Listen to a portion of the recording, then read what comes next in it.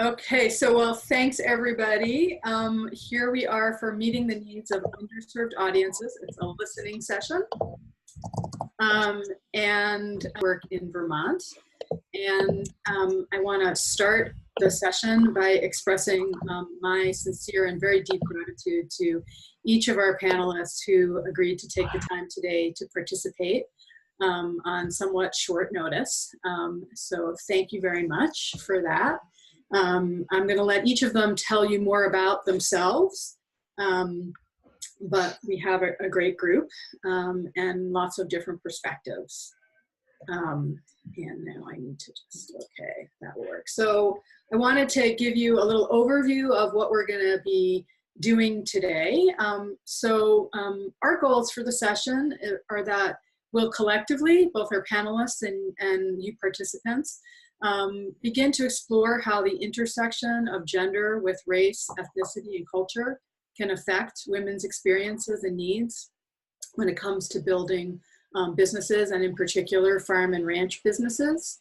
We're hoping that it might inspire you to start to think about how to make changes to the way you do your work so that you're doing a better job meeting the needs of underserved audiences, and to perhaps think about ways to help build equity in food and farming systems, including the whole technical assistance and education system for farmers and ranchers. And finally, that you'll leave with at least one idea for a resource or a program model that you can look to help you get going with your next steps. The format is going to be a panel discussion. For most of it, we're not going to have slides, and we're going to move fairly quickly. I had a lot of questions I was hoping each of our panelists could address, so we're going to ask them to be fairly succinct in their answers. I'm sure that we can do follow-up later, either through email. There will be a Q&A time at the end, but we can also follow up with email if we don't get to everything, all the questions you have. At the end, I'm going to come back in with some slides to show you some resources that I've explored and that our panelists recommended, and then we'll have time for Q&A. And please, if your questions come up as we're going along, please go ahead and enter them in the chat box. And then Mary or Lisa Scarborough may read them to us later, but we'll probably address most of them at the end. So at this point, I want to just go to our I think there's a way that we can have bigger pictures of people, although I'm not sure. Are you guys hearing me, seeing me? Yeah, okay.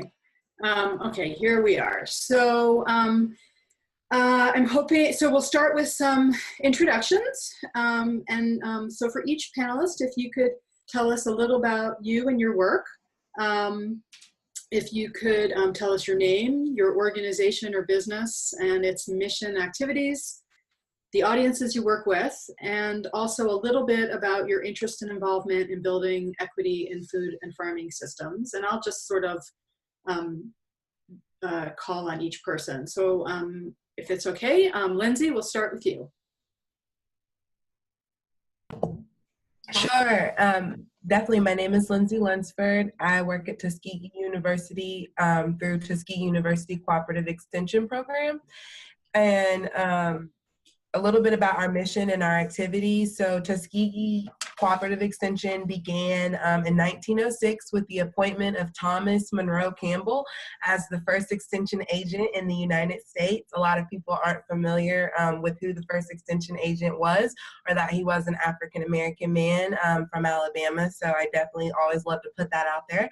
And also, since 1906 and other legendary figures like Booker T. Washington and George Washington Carver's original models for research and integrated extension, we've been carrying this forward into the 21st century, serving our clientele. And our clientele, we focus mainly on people in the Black Belt region of the United States, especially the Black Belt of the South. And if you're not familiar with the Black Belt, I would definitely look into that with the different unique and intricate stories that we have here. And a little bit about my work. I'm a sustainable food systems resource specialist here at Tuskegee. So I focus on food systems, and I work out of the Carver Integrative Sustainability Center, where we focus specifically, or one of our prime focuses is racial equity in the food system and the intersections between racial equity in the food system. So I lead a team here called the Tuskegee Public Dialogue Team, and we focus on using public dialogue as a method to assess and to understand the levels of racial equity within our food system. So that's just a little bit about me. Great, thank you. Shitomi? Hi, my name is Shitomi Lesser Edward, and I currently work for the University of Missouri Extension as the Urban County Program Director / County Engagement Specialist. I've been with Extension for about, I'd say about 8 years. During my time here, I have been the Diversity, Equity, and Inclusion Fellow for E-Extension. I also participate with Michigan State in their food system initiative on racial equity, in addition to being a part of Prosperity Now, which is a national organization that focuses on the underserved and poverty. And it, also, Lindsay and I became really close in participating in the public dialogue, along with many others. So some of my work that I focus on is really specific to the underserved, low to moderate income. In my previous life, I also had a small business. So some of you all might be a little bit more interested in not only the work that I currently do here with Extension, but also some of the work that I've done in the past and the experiences I have had in the past as being a small business owner, as a woman, and as a person of color. So I'll stop there, and then we can just kind of go. Thank you, Shitomi. Jen? Is it Jen or Jennifer? Either one. Okay. I'm Jennifer Silveri. I'm Director of Field Operations with Michigan Food and Farming Systems. Michigan Food and Farming Systems is a statewide nonprofit in Michigan that connects beginning and underserved farmers to resources and to each other to support environmental stewardship, profitability, and social justice. We do a lot of different things through our peer-to-peer farmer networks, one of which is a Women in Ag network. We also have a Women in Ag Farm Development Center that's an incubator farm attached to Genesis Hospital just outside of Flint, Michigan. We do a lot of work to connect beginning and historically underserved farmers to resources at USDA through the Farm Bill, and to make training that comes from the myriad of partners we have in the state, whether that's conservation districts, USDA, MSU Extension, or Department of Agriculture, more accessible to farmers. I cut my teeth growing up in conservation districts, USDA world, and would go to a lot of food systems work group meetings and social justice meetings around food systems, and always felt like I was the person constantly pointing out resources that were available through Farm Bill programs that producers in underserved communities never had any access or exposure to. So we developed a lot of programming and guides to be able to help producers access that information that they traditionally have been separated from, and then developed a lot of strategies in the state to bring farmers together so that they can learn from each other in a safe, local, culturally appropriate environment, and pair farmers with educators to improve the receptibility of farmers to new information going into underserved communities. So we always try and partner with a local leader when we go in. I'm going to stop there because I know Lacey will have some additional things to say. So Great. With that, thank you, Jen. Thanks. Lacey? And Lacey has 2 roles, so you could tell us a little bit about both. Sure. My name is Lacey Ingreo. I am a beginning farmer. I have been farming for about the last 8 years, but on our own leased land since 2014. And my educational background is actually in transpersonal psychology with a concentration in eco-psychology. And so really one of my main intentions for the farm is to ensure that I'm bringing that to my work. So whether it's in encouraging or including sensory gardens, practicing mindfulness when we're gardening. I also do some movement practices. So that's a really important piece. One of my main things that we do is beekeeping, along with growing a variety of other things. And I take I make value-added food products as well from those beekeeping supplies. But we essentially create artisanal honey. So we ensure that everything is raw and coming right from the local environment right here. And we allow people to kind of try a variety of them at one time, making it almost like a honey flight. And so we really encourage the education of honeybees and of honey as a whole. What we know about it is that it's depleting and our supply is much greater than our demand right now. So we do our best to encourage that education. I also, my other hat, I also have previously worked with Michigan Food and Farming Systems as their program manager. I had some work to do with the creation of the Women in Ag Development Center and the Women in Ag program management around the education that they essentially called for. Thank you very much. So we're gonna switch now to talk a little bit about your perceptions of women and their farming goals. And so there's actually, I have 2 questions. So we'll do the first and then the second one. So when you think about the women farmers that you work with, what themes do you see in terms of what draws them to farming? And how do they define success? And I'd like to start with Jennifer. So one of the major themes that I see with the women in our network that come to farming is they want to have control over the food that they have access to for their local families and for their communities. A lot of women come to farming with that in mind. They see a problem either with their personal families or in their neighborhoods, and they want to address it through food and sharing of resources. It's often viewed as a way to address inequities with structural racism. And it becomes a way for a lot of women to recover from trauma, whether that be financial trauma or some sort of emotional or physical trauma. Women that come to farming in our network constantly talk about those ways that farming and connection with the soil and with each other and other women helps them heal. So, and then, okay, well, I think we'll do everybody with this question. So Lindsay, if you would be next. Definitely. I agree even with what I heard from Jennifer. What I've seen a lot with women is that family. When I thought about this question and I rethought about it, the first word that came to mind was family. And a lot of the women that I've worked with kind of describing my audience are older women farmers.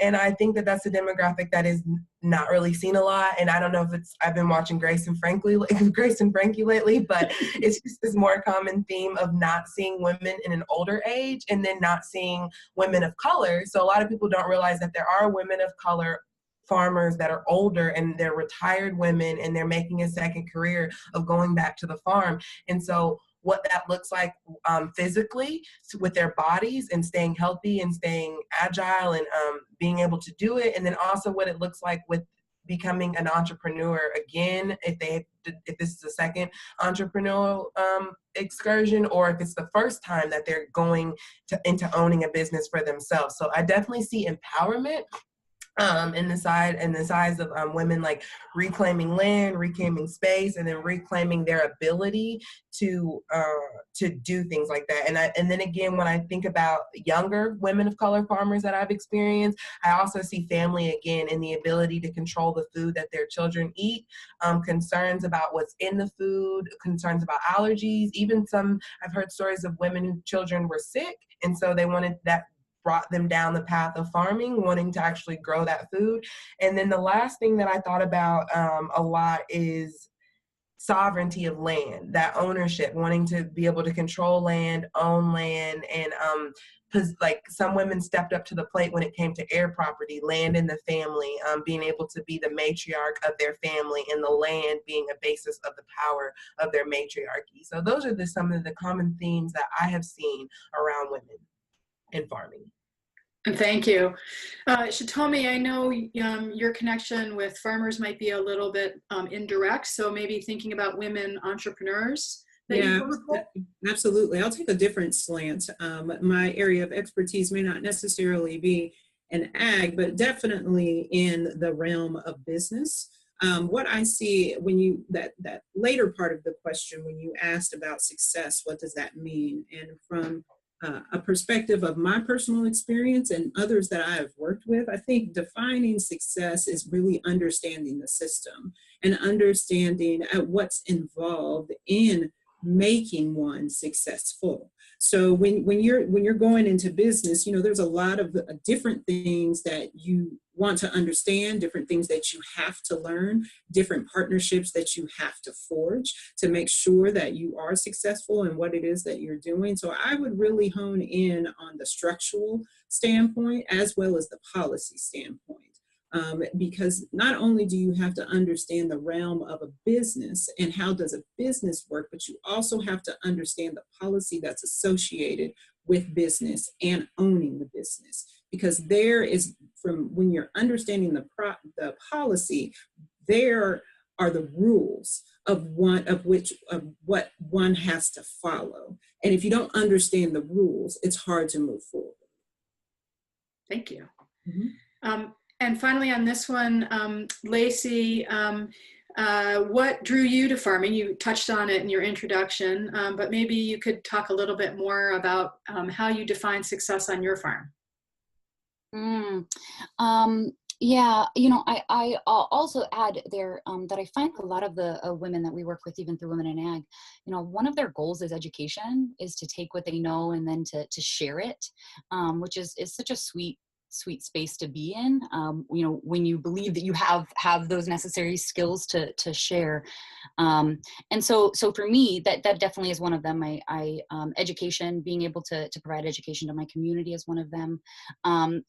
For me, being able to conduct myself in a way that is ethical and equitable for my community members, for my family, is really important. That defines success in a major way for us.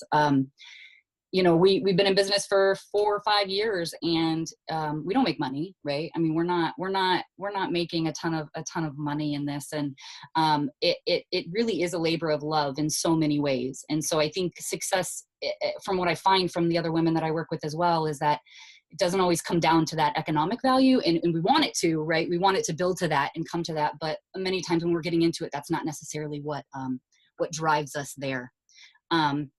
And like many farmers and people that do this, I farm full time, but my partner has a off farm full time job. And success for us would look like him being able to do this with us, with me full time, and to do this together. And then ensure that my community around us knows the plight of our food system. So we do education at markets and ensuring that people know what's happening with bees, where their honey is coming from. Continuing to get that out is a big success for us. So just continuing on, Jen, I'm wondering if you could just really briefly also talk about things that how you manage stress, re-energize, and keep your farm and your family resilient. Farming is a really stressful occupation. So we'll go from the personal to you to what the others have observed this time.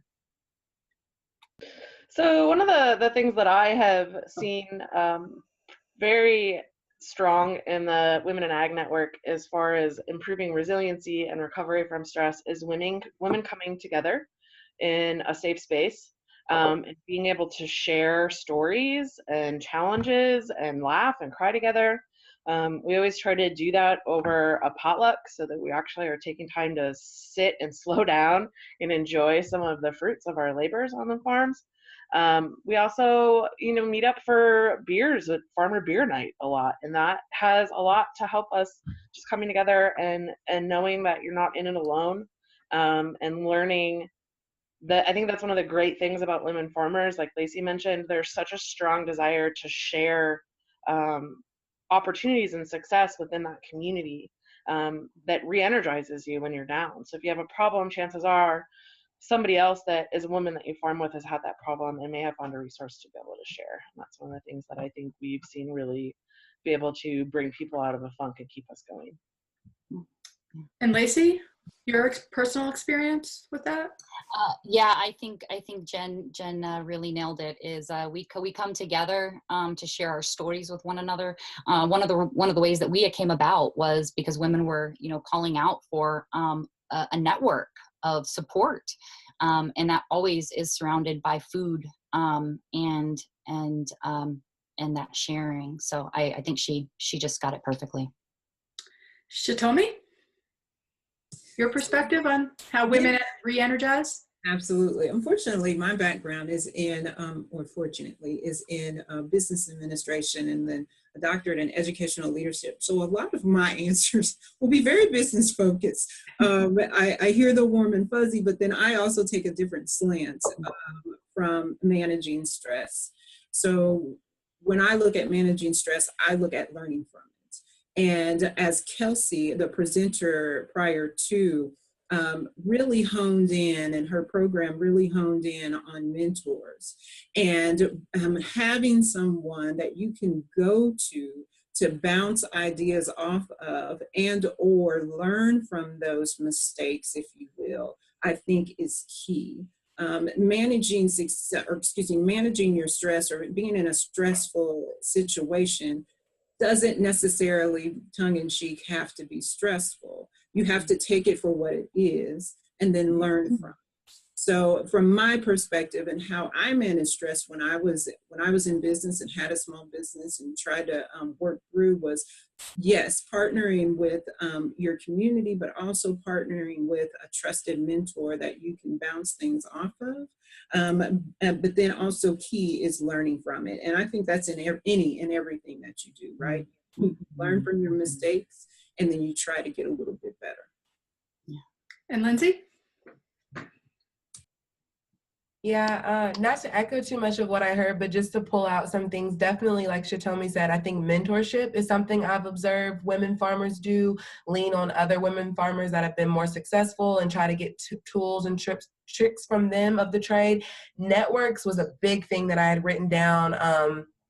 As I go through the different networks that I know of in the state, a lot of them run in concentric circles. Women from this organization know these type of women. So that really brings people together.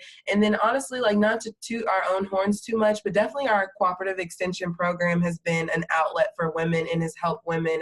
Historically, it's proven has helped to create a space to really reach minority farmers, women farmers, and help them to get access to things like USDA loans that they might have trouble accessing, might have trouble or need confidence in processing. So I definitely think resources, learning how to tap into resources, networks, mentorships that can show you resources, and then having good community partners in the area that can help you. I think a lot of that releases the pressure and alleviates the stress for women that I've come across. Yeah. Thank you, everyone. So we're going to move on now to looking at common challenges that people have, that women farmers of color and other underserved audiences encounter when they're establishing or growing their farms and ranches. So I'm wondering if there are a common set of challenges you've observed with women farmers of color encountering and establishing or growing their farms and ranches. And let's start with Jen. One of the issues that I see most commonly in different communities of color in Michigan is that connections and information or access to the knowledge of the traditional agricultural community has been kept from many women of color. They've just never been exposed to it. So, there's a lot of predominantly white farm commodity groups that give out information, and they're just not reaching out to a lot of these communities. So just having knowledge that programs and support exist through some of the safety net programs is one of the major things that I see. And another common challenge that I see is this juxtaposition between running a profitable farm business and also making sure that your community is provided for, especially if you live in a more limited resource community. You have neighbors that are struggling with hunger, loss of jobs. Trying to take care of that community while running a business is one of the challenges that I see across the board. Lacey, is there anything that you would add to Jen's? No, I think the only thing I would add is just the fact that women of color are oftentimes just not heard when they're vocalizing, and we see it in a lot of different places where they're spoken over, or ideas are not taken into consideration, and I think that happens across the board, and definitely in a industry such as farming. And Lindsay?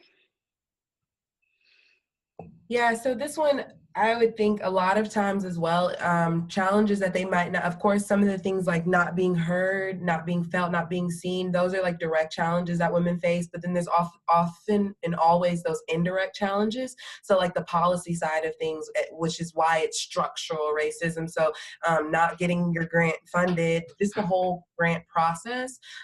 We know that there's inherent structures in that. And even as being a panelist reviewing grants, that there's inherent struggles in that. And so with policy, a lot of times, like especially with the land grant system, our clients in the Black Belt, there's a disparity of funding within the land grant system, the way 1890s are funded compared to 1862s. And so of course that's going to trickle down to the people, because the programs that they have to serve them are not funded in the same level and at the same basis of equity as programs that serve other communities and other women. So that's always going to be a problem, the actual structural side of it, where the resources are. The pot if the pot is only so big and we're not filling it to the right levels, of course anyone trying to get something out of there is going to be at a disadvantage. And then observations, as well, just in also structural. So you look at like the 2501 program in the Farm Bill for socially disadvantaged farmers, that has changed over the years to include women. And so now you kind of get a competition of woes where it's like, well, women have it hardest. No, women of color have it hardest. No, veterans have it hardest. No. And so you have all these different levels. And then always women, this goes back, you can even look at the research during the Civil Rights Movement, women of color have to relay being a woman in the woman's movement and then being a woman of color. And what does that mean, right? So it's like, what banner does she have to wear higher? And it's also that you're often made to choose between, are you a woman or are you a woman of color? And what does that identity mean? And sometimes you're in competition even with other women of resources, and it's like, oh, we're all equal because we're all women, we all face the same challenges, but data, science, and your own intuition should tell you that is not true. So those are some of the things that I have seen so far.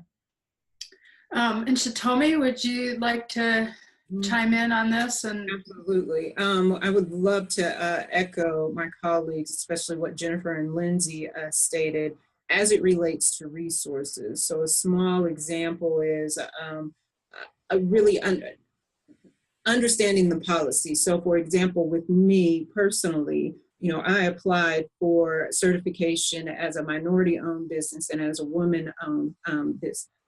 And while I applied for it and I knew that was something I needed to do, I still did not know what to do and how to take that to the next level. So really understanding the structure and the certifications and the different things that benefit us, but even outside of that, how do you grow upon that? And then looking at your mentorship as a two-way street. I think oftentimes when you find a mentor, you think that the mentor should know everything, but understanding that the mentor is also learning from you and you are also learning from the mentor. And there's several different mentors that you can have.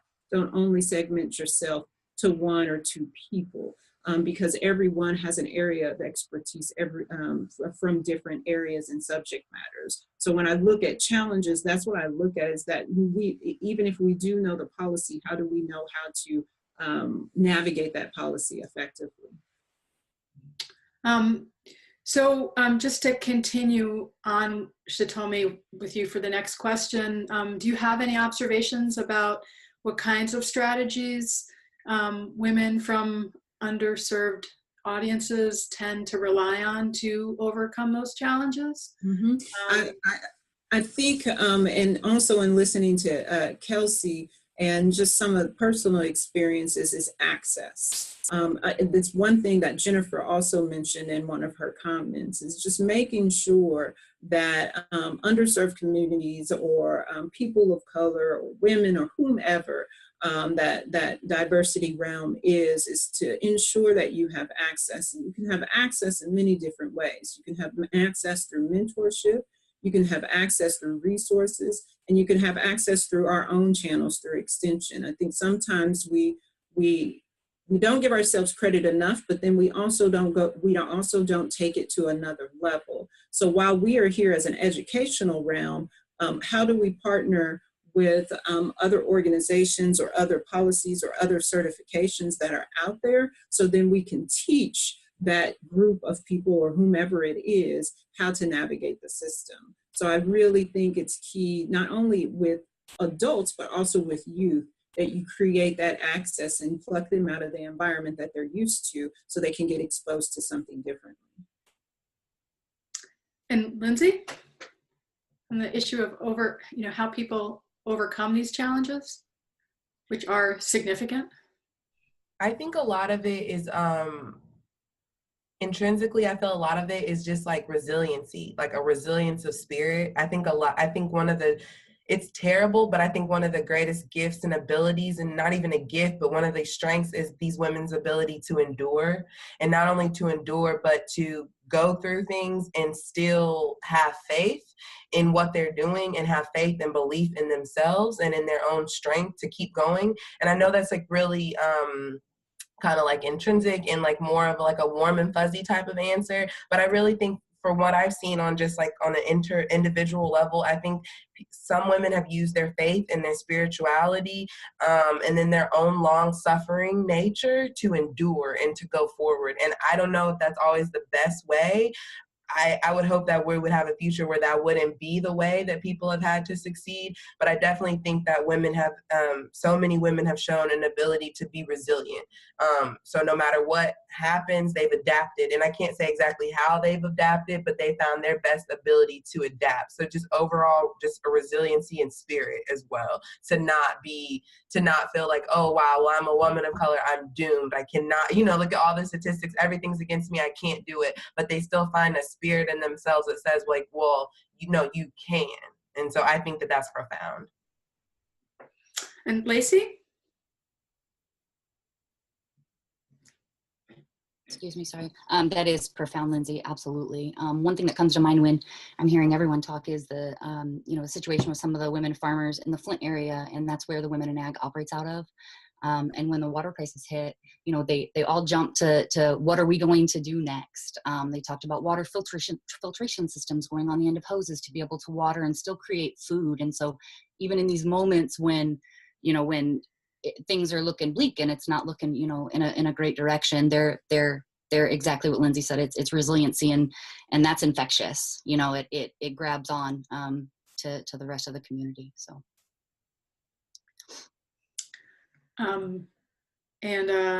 Who haven't we hit? We haven't hit Jen on this question.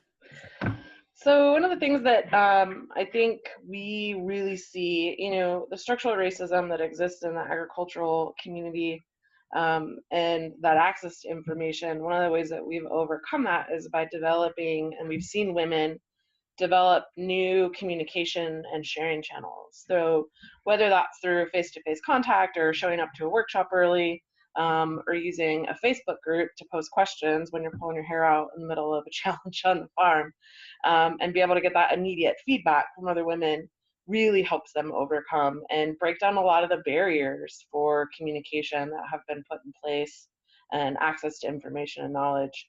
Another, I think, thing that we see become really empowering and helping women overcome challenges is being able to share their stories in a supportive environment. One of the programs we work with really closely is a Department of Health and Human Services program called the Wise Women Entrepreneurial Gardening Program, where we pair low-income women who are in for nutrition education and chronic disease prevention with women farmers, and seeing the blossoming of self-confidence in women once they have successes and get to share those successes amongst a small group of peers really provides a lot of energy for, I think, the whole group to go on. It provides energy for us as educators and reinforcing what we're doing, and it provides energy to the other women in the group and show them that, you know, everything can be a struggle, but you have to find successes anywhere you can, and any small step can be a really big success.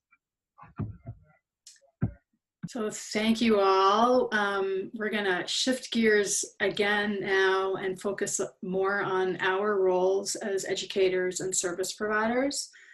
And I'm just really struck by all the great observations you've shared about, you know, what draws women to farming, how they sustain themselves, the kinds of profound challenges that women from underserved audiences encounter in trying to build their farm and ranch businesses, and how they go about meeting those challenges, the different ways. So looking back at ourselves, what can we as educators and technical assistance providers do to help women be more successful? How can we help them build on their strengths and overcome the challenges that they encounter? And Jen, I'm going to start with you because you're already on the big screen.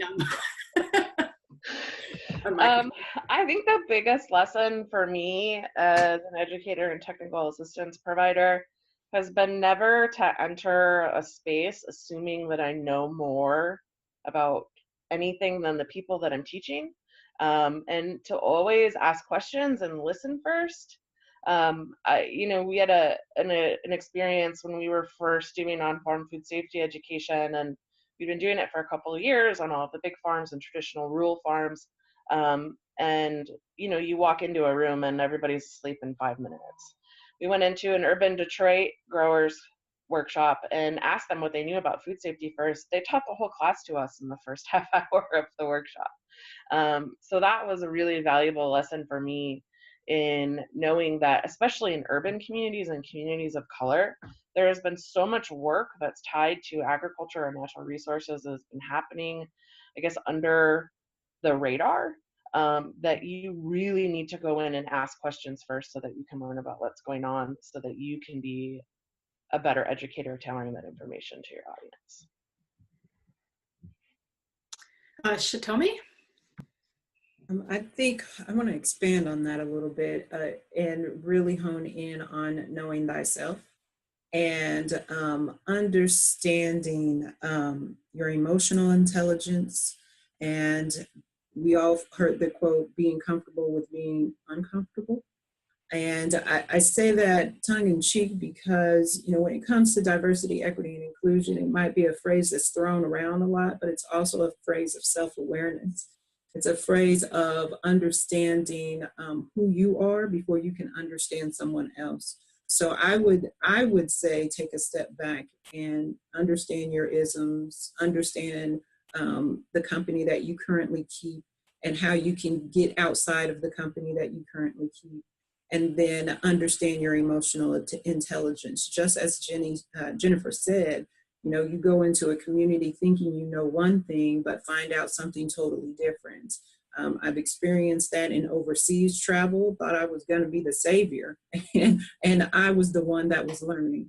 So I think sometimes we have to get out of our own way. Thank you. Lacey, would you like to jump in?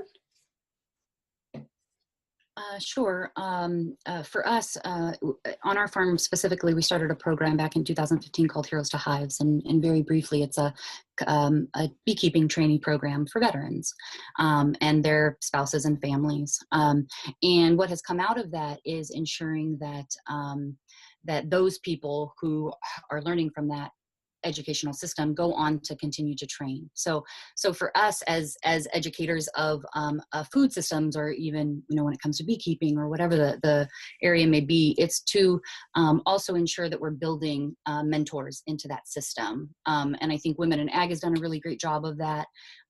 Ensuring that, you know, if you have a group that women are teaching women, it is oftentimes a supportive environment in that way, rather than folks who don't look like the people that are being educated are teaching. And I think that's really an important piece to it. Thanks. And last on this question is Lindsay. Yes. So I definitely think, kind of echoing back some of the things that I heard, I definitely think like what Shatomi said, you really have to start with yourself. And I think when I like go back to just like civil rights movement leaders, I remember Stokely Carmichael giving a really, really good speech where he was telling like allies, and he was saying like, you know, if you really want to help communities of color, you have to start by helping whatever community you came from, because you have the ability to speak to that community like no one else. And so like a lot of the things that I believe and I tell people is to have conversations, not just with yourself, but people in your family and people in your community who you know how they are. Like, you know how they are, you know that they have access to resources, and you know they have certain understanding. So sometimes I think people might go to another community seeking to affect change because they don't want to face the uncomfortableness of what it would look like to make those changes in their community. And I think that that's a big part of the puzzle, is having those tough conversations with people that look like you at first, and knowing that that will expand to communities across the board beyond women and farmers, because you can change some ideas and change some minds that wouldn't be willing to listen to the type of communities that you want to help. And I think that will avoid the savior. I did a piece on this, Welcome to the Lemonade Village, which was basically like no saviors, no crusaders are needed in our community. So please don't come in with this whole like I tell people, like, white guilt won't get communities rebuilt.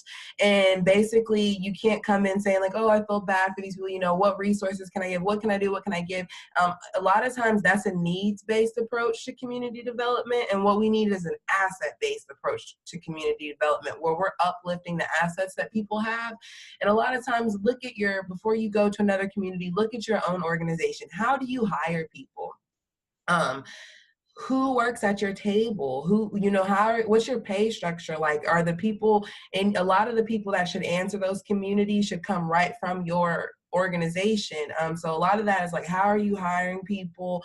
And, you know, who's on your team to have these thoughts that you're actually looking outside your team for these thoughts. So that's a lot of the things that I would say. And it's not to like make anyone feel bad for their good heart or their good intentions. It's just like, let's direct that. If we really want to make change and make things better, then like, let's do it the most effective way, which isn't going to necessarily be like going to like a poor community and helping them. I think we got to get past that mentality altogether.